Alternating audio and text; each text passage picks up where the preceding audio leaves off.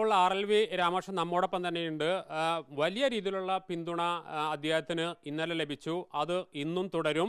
ഒരു കലാകാരൻ എന്ന നിലയിൽ അദ്ദേഹത്തിന് എന്നും ലഭിച്ചിട്ടുണ്ട്. അദ്ദേഹം തന്നെ നമ്മോടൊപ്പം ചേരുന്നുണ്ട്. ഇന്നലെ ഒരു അപ്രതീക്ഷിതമായ രീതിയിൽ കേരളീയ സമൂഹം ഒന്നിച്ച് അങ്ങയോടൊപ്പം നിൽക്കുകയുണ്ടായിരുന്നത്. എന്താണ് അങ്ങക്ക് തോന്നിയത്? ഇത് തീർച്ചയായിട്ടും ഒരു സമൂഹം നമ്മുടെ ഇന്നത്തെ കാലഘട്ടങ്ങളിൽ യുവതലമുറയുടെ ഇടയിൽ ജാതി മതം അല്ലെങ്കിൽ വർണ്ണം വിവേചനം ഒന്നും പറഞ്ഞാൽ ഏൽക്കുന്നൊരു കാര്യമല്ല. അതുകൊണ്ട് തന്നെ ഇന്നലെ എന്താ പറയുക, സമൂഹ മാധ്യമം ഒട്ടനവധി ഒന്നടങ്കം തന്നെ വേണമെങ്കിൽ പറയാം, നമുക്ക് ഈ ഒരു വിഷയത്തിൽ അവരെല്ലാവരും ആ ഒരു സ്റ്റേറ്റ്മെൻറ്റിന് പ്രതികൂലമായി തന്നെ നമുക്ക് അനുകൂലമായിട്ട് എല്ലാവരും ഒപ്പത്തിനൊപ്പമുണ്ട്. സാംസ്കാരിക രാഷ്ട്രീയ എന്നു വേണ്ട സാധാരണപ്പെട്ട ആളുകൾ വരെ നമ്മളെ വിളിക്കുകയും സംസാരിക്കുകയും വേണ്ടതിലും സപ്പോർട്ടുകളാണ് നമുക്ക് തന്നിട്ടുള്ളത്. സംഭവിച്ചത് പക്ഷേ അവർ തിരുത്താൻ തയ്യാറായില്ല എന്നുള്ളതാണ് അവരുടെ തുടർന്നുള്ള എല്ലാ പ്രതികരണങ്ങളിൽ നിന്ന് മനസ്സിലായത്. ഇപ്പോൾ രാമകൃഷ്ണനെ പഠിപ്പിച്ചിട്ടുണ്ട് എന്നാണ് ഞാൻ മനസ്സിലാക്കുന്നത്. ഇല്ല, അവിടെ കലാമണ്ഡലത്തിലുള്ള കാലത്ത് ഉണ്ടായിരുന്നു. അത് ഭരണസമിതി അംഗമായിട്ട് അവിടെ ഉണ്ടായിരുന്നു, എന്നെ പഠിപ്പിച്ചിട്ടില്ല. എന്താണ് ഇത്തരത്തിലൊരു ഒരു നിലപാട് ഇപ്പോഴും അവർ തുടരുന്നതിനുള്ള രാമകൃഷ്ണൻ്റെ ഒരു വിലയിരുത്തൽ എന്താ? ഇതിൽ ഒന്ന് വ്യക്തിപരമാണ്. അതായത് നമ്മളുടെ ഈ ഒരു ഉയർച്ച മോഹിനിയാട്ട രംഗത്ത് ഇപ്പം അവരുടെ സ്റ്റേറ്റ്മെൻറ്റ് മനസ്സിലായില്ല, ആണുങ്ങൾ മോഹിനിയാട്ടം കളിക്കുന്നവർക്ക് ഇഷ്ടമല്ല.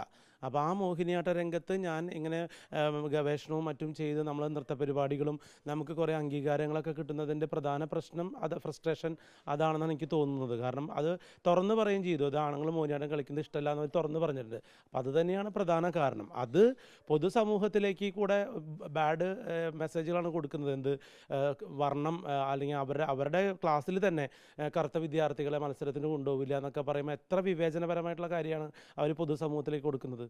അവർ അധ്യാപികയായിരുന്ന കലാമണ്ഡലം പോലും അവരെ തള്ളി പറയുന്നു. ഒരാൾ പോലും അവരെ ന്യായീകരിക്കുന്നില്ല.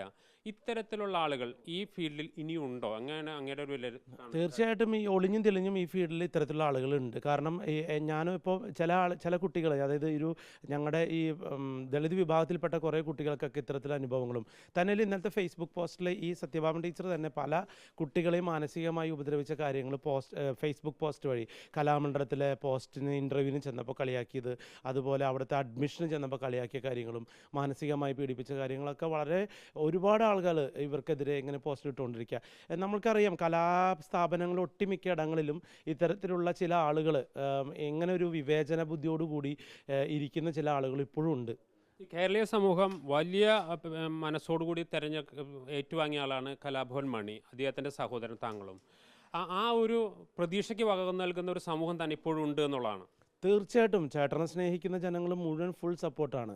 കാരണം ഈ 8 വർഷക്കാലമായിട്ടും എനിക്കിപ്പോൾ ഇന്നലെ ചേട്ടൻ്റെ നിരവധി ആരാധകരായിട്ടുള്ള ആളുകളും അതോടൊപ്പം തന്നെ ചേട്ടൻ്റെ പേരിലുള്ള സംഘടനകളും ഒട്ടുമിക്ക ഇടങ്ങളിലും പ്രചരണങ്ങളും എല്ലാം നടത്തുകയും അതുപോലെ തന്നെ നമുക്ക് വേണ്ട സപ്പോർട്ടുകൾ ഇന്നും ജനഹൃദയങ്ങളിൽ മണിച്ചേട്ടനാണ്. ഇത് ഒരു പക്ഷേ മണിച്ചേട്ടനെ പറഞ്ഞതുപോലെയാണ് അവർക്ക് തോന്നിയിട്ടുള്ളത്. നിയമ നടപടിയുമായി ബന്ധപ്പെട്ട എത്ര സ്റ്റെപ്പ് കടന്നു? ഇപ്പോൾ എന്താണ് അതിനെക്കുറിച്ചുള്ള? നിലവിൽ നമ്മൾ ഇന്ന് അഡ്വക്കേറ്റുമാരായിട്ടൊന്ന് ഇരിക്കുന്നുണ്ട്. ഇതുപോലെയുള്ള വാർത്താ പരിപാടികൾ ഉള്ളതുകൊണ്ട് തന്നെ എനിക്കതിന് സമയം കണ്ടെത്താനായിട്ടില്ല.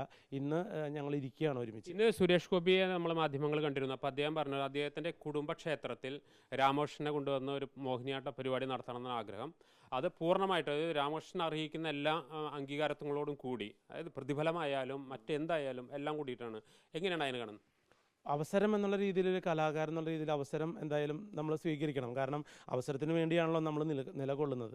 പക്ഷേ ചേട്ടൻ പോയതിന് ശേഷം ഒരു 8 വർഷക്കാലമായിട്ട് എന്തായാലും സിനിമാ മേഖലയിൽ നിന്ന് ഇങ്ങനെ ഒരു പ്രതികരണം ഉണ്ടായതിൽ വളരെയധികം സന്തോഷമുണ്ട്. ഒപ്പം എനിക്ക് സുരേഷ് ഗോപി സാറിനോട് പറയാനുള്ളത്, CCRT ഫെലോഷിപ്പ് കിട്ടിയിട്ട് 6 മാസമായി ഇപ്പോൾ അത് സബ്മിറ്റ് ചെയ്തിട്ട്. ഇതുവരെ ആ തുക ഞങ്ങൾക്ക് കിട്ടിയിട്ടില്ല. കേരളത്തിലെ കുറേ കലാകാരന്മാർക്ക് അത് കിട്ടാനുണ്ട്. അപ്പോൾ അത് തരാനുള്ളൊരു നടപടി അദ്ദേഹത്തിൻ്റെ ഭാഗത്തുനിന്ന് ഉണ്ടാവണം. അതൊരു ശ്രദ്ധക്ഷണിക്കലായിട്ട് ഞാൻ പറയുകയാണ്.